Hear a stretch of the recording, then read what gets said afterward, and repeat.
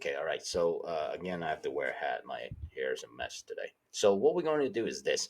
We're going to finally, after all that talk, we're gonna start working with the graphing calculator. So day one of this, okay, I'm just gonna show you all the functions that are relevant to you. Okay, it's a lot of information. So let me make a video on that, and then we'll practice again in class. Okay, when we're uh, meeting each other live online. And then the second day, I'm just gonna give you some time to practice, and and then I'll probably have to set up a separate room, okay, separate room to answer any questions that you may have, and just kind of look at your computer screens and help you identify any problems that you may have. Okay, so with that said, let's get started. Okay, all right. Wow, okay, that was a delay. I didn't see anything there. Okay, so let's see. All right, so we're talking about graphing linear equations. So we've been spending a good amount of time now, probably over a week, talking about the three forms, right? So we got the three forms: slope, intercept, point slope, and then the standard form. So after getting all that out of the way, letting you know what the definitions for those are, and then showing you some examples, now we're gonna talk about really the what you're going to be doing, or the tool that you can use to help you graph these equations faster and accurately. All right, which is using the TI-84. Now online, I may have mentioned this the day before. I might have even mentioned it in class today. I don't know yet. I'm doing this video like 2 weeks before you see this.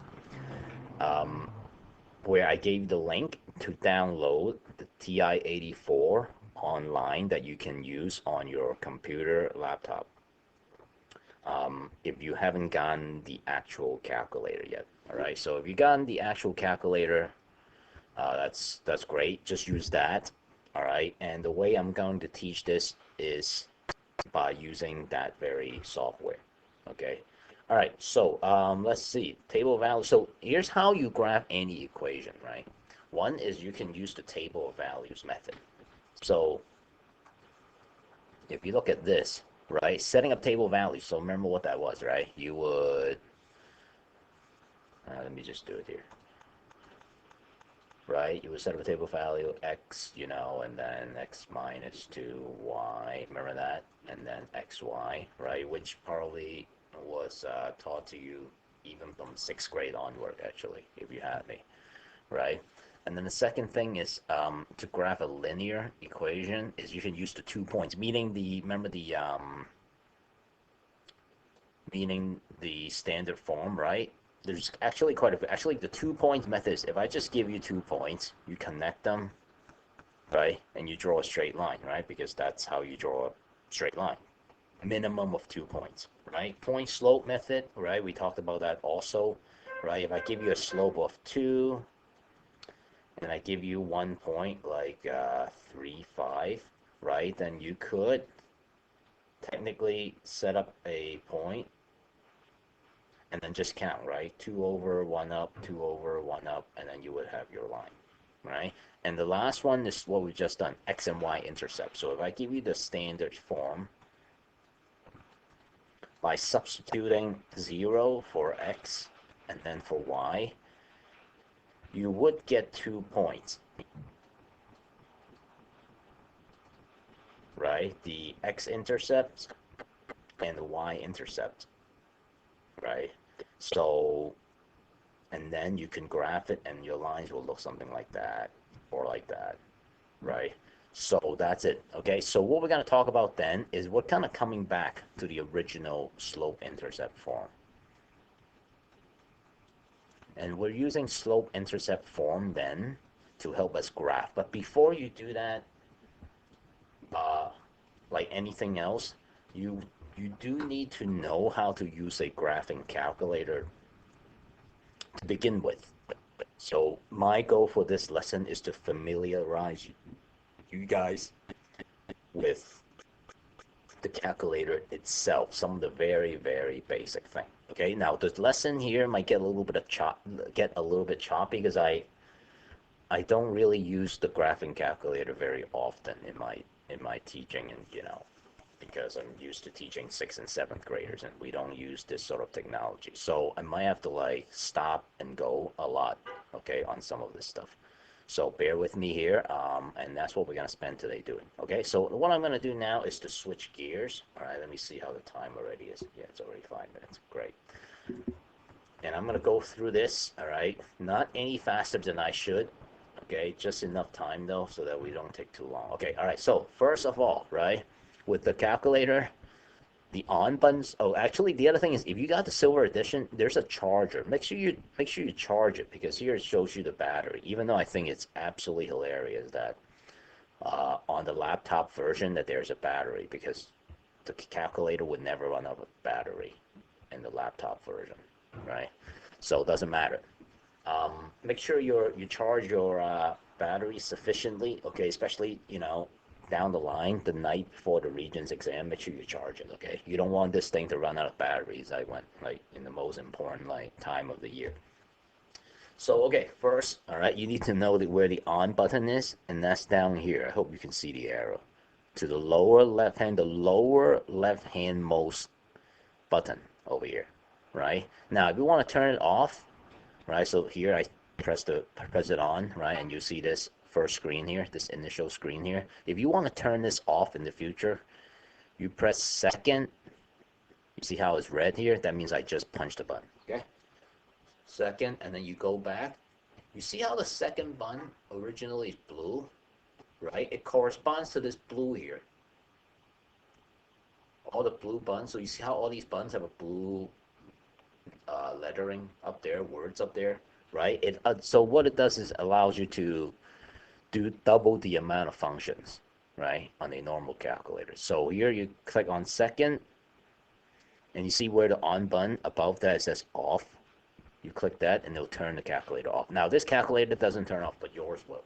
Okay, so okay, that's the first thing. All right, now the second thing is, and I gotta double check just to make sure, is that on the Regents exam, it's critical. All right, let me repeat. It's absolutely critical that you clear the memory of the machine. Okay, what do I mean by that? So when a lot of times actually, it's not technically your fault, but sometimes people cheat on the Regents exam by storing information into the calculator.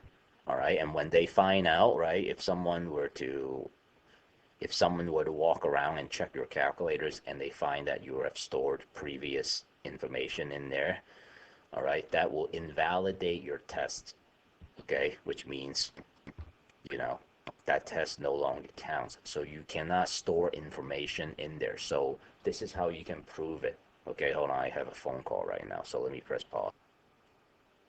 Okay, so having said that, now we need to learn how to clear the memory first. Okay, I keep getting phone calls right now. I never get phone calls.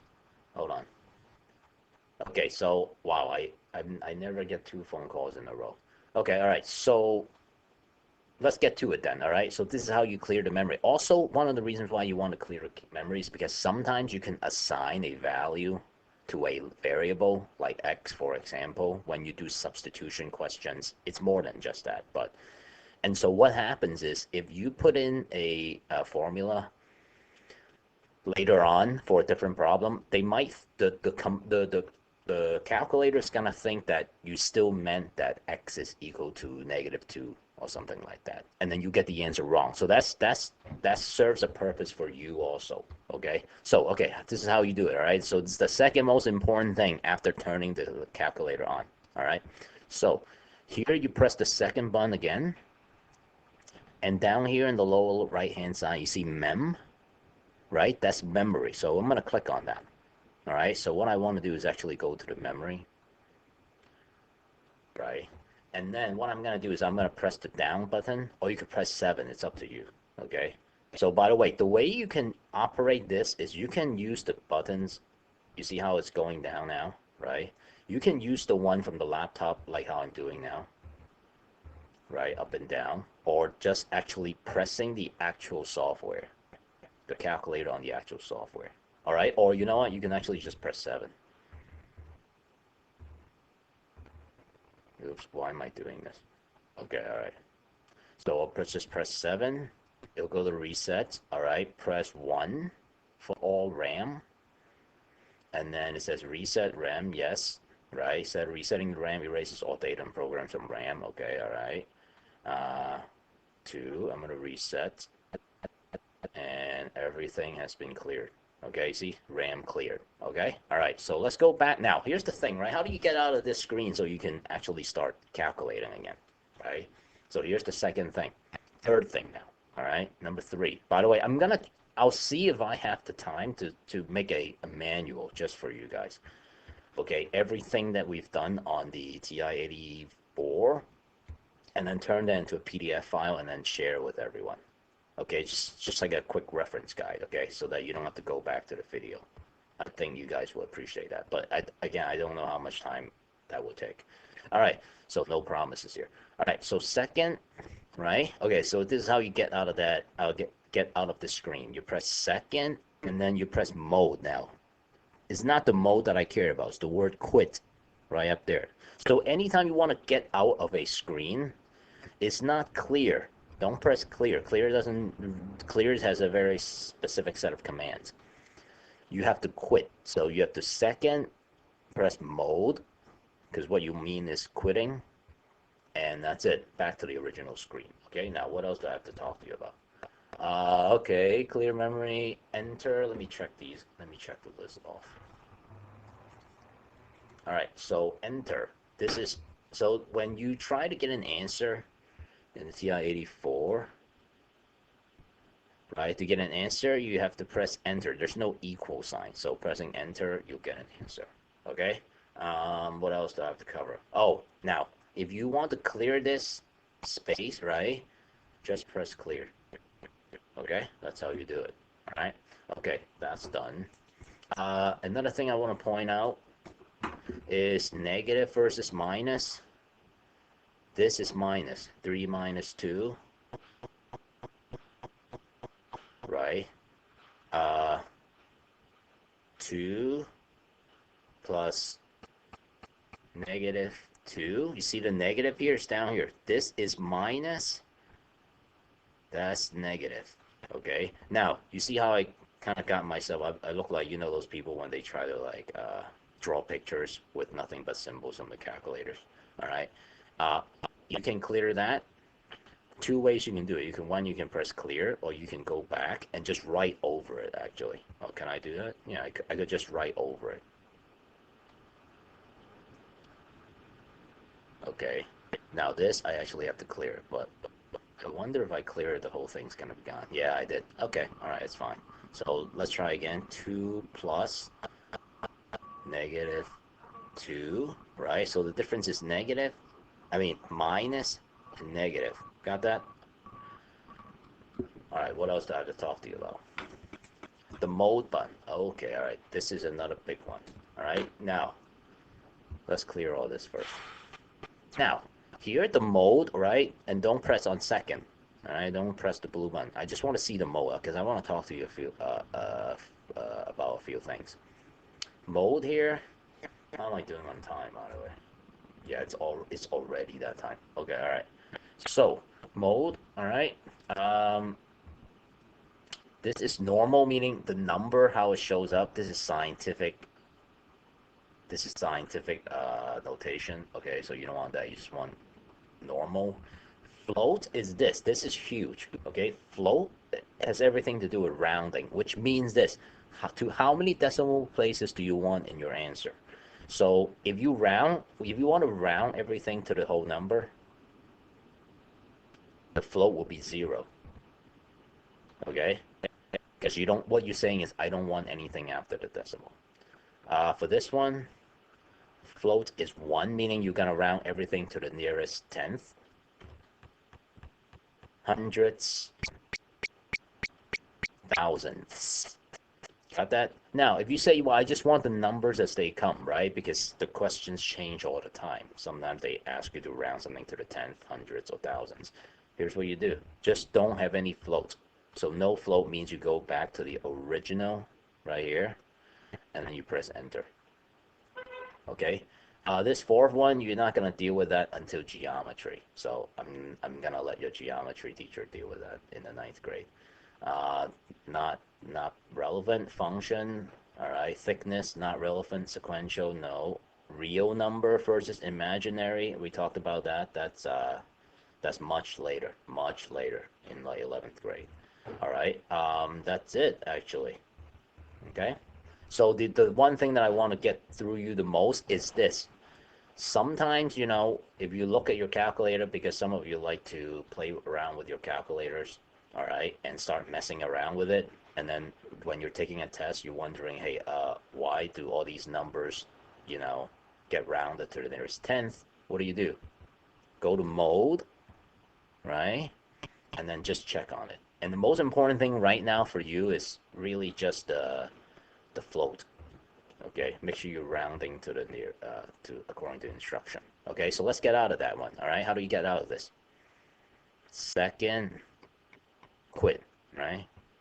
Okay, back to original. Now, what else do I have to talk to you about? All right, exponent keys. Okay, here's another thing, right? And it's gonna come in handy for this year. So let's say you want to graph something, right? Or actually, let's see. What's the best way to tell you this? Okay, all right. So let's say in a equation, right? I just press y equals, okay? And I want to get x, right? Now, there are three, so one of the things I want to get through to is there are three ways to do this, okay? First way, you see here how over here in this button, next to alpha, right? Next to the green button is x, right? I can't even see the rest of these letters. T, right? And then that looks like a Greek letter and the lowercase n. If you click that, that's one way to write x, okay? Another way to write x, right, is if you want to write x squared. Because sometimes, like even when you combine like terms, you have to deal with, or taking square root equations, all that stuff, right? You have to deal with x squared. Here, right? Now, don't click that. All right. So again, here you can press on x. You see how on the left side there's an x squared here? That's x squared. Okay, got that? That's another way to write x and then x squared. And then lastly, you could do, now let's say what happens if you need to write x to the third, right? You could write x. Now, you see here, we got that little upper arrow here on the right side, right? This button with the up arrow. Click on that. Now we're going to raise something to the power, let's say power of 3, right? And then you can press a space and it takes you back down because watch what happens, okay? And I know I'm not doing the best job explaining this right now, so all right, so just bear with me here again, right? If you want to write this x, right, to the third power. Now if you keep typing, let's say it's x to the third plus 1, watch what happens. Aha, no good, right? Because here you got 3 plus 1 as an exponent. That's just, x to the fourth. So that's no good, right? So what do you do again? Let me do it from the beginning. Here we got x to the third power, right space, plus 1, like that. That's how you would write powers, okay? Anything that's greater than the second power, you have to do that. Okay, now for you guys, most of the time you're gonna be doing x squared. So most of the time you're gonna press x and then square and then plus 3 or whatever. Got that? Okay. All right. So let's see what else I have to talk to you about. Wow, it's all right. I know I'm already way over time, but this is the best way to teach you guys this with no interruptions. Okay, second button, I already talked to you about that, right? What's the second button for? It's anytime you need to access the blue words, the blue functions here, all over the calculator. That's what you would press. So it's almost like on a keyboard, the shift button. That's what it is. This is like the shift button, okay, on the keyboard.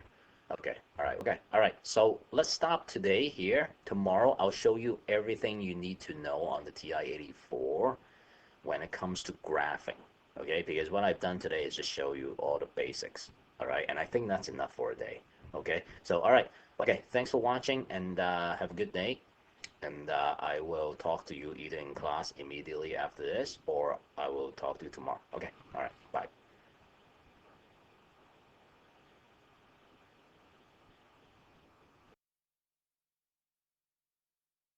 OMG, that was so good.